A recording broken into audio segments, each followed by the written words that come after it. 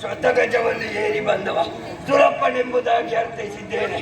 ನೀನೇ ಸಿಗಬೇಕಾದವ. ನಿನ್ನ ಮಾಡದಿಯಾದ ಸಂಚೆಯನ್ನು ನನಗೆ ನೀಡಿ ತೆರಳು ಇಲ್ಲಿಂದ.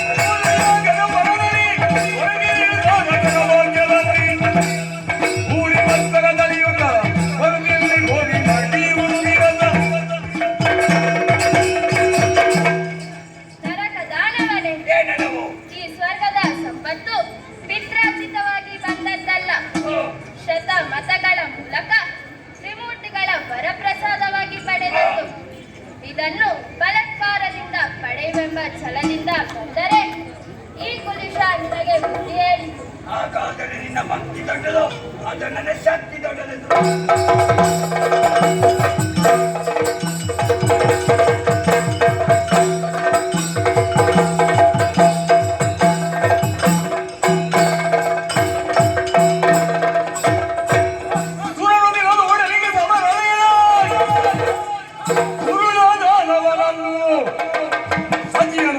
ಕಾಣದೆ ಬಳಿಕ ಅದಿತಿಯ ಕರ್ಣ ಕುಂಡಲವ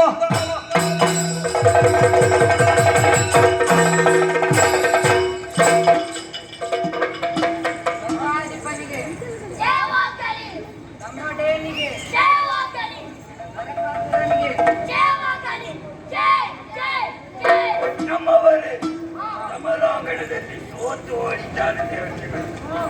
ಸ್ವರ್ಗಪೀಠ ನಮ್ಮದಾಗಿದೆ. ಓಯ್, ನಾವು ಪೀಠ ಬಯಸುವಂತಾರೆ ಅಲ್ಲ. ನಮ್ಮ ಉದ್ದೇಶ ಆ ಸಂಚಿಯನ್ನು ಮರೆಸಿಕೊಳ್ಳುವುದು. ಹಾಗಿರುವಾಗ ಅವಳು ಎಲ್ಲಿದ್ದಾಳೆ ಎಂದು ನೋಡಿ ಬನ್ನಿ.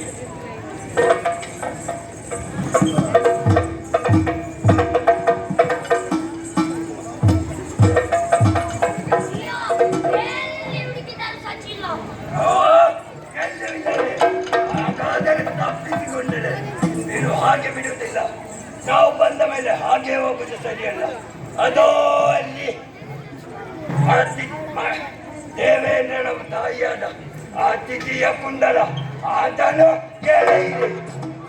ಸಾಲದು ವರುಣನ ಮಣಿಶೈಲ, ಕುಬೇರನ ಭಂಡಾರ, ಯಮನ ಪಾಶ ಎಲ್ಲವನ್ನು ನಮ್ಮ ದಕ್ಷಿ ನಡೆಯೋಣ ಪ್ರಾಜ್ಯೋತಿಸಿಗೆ.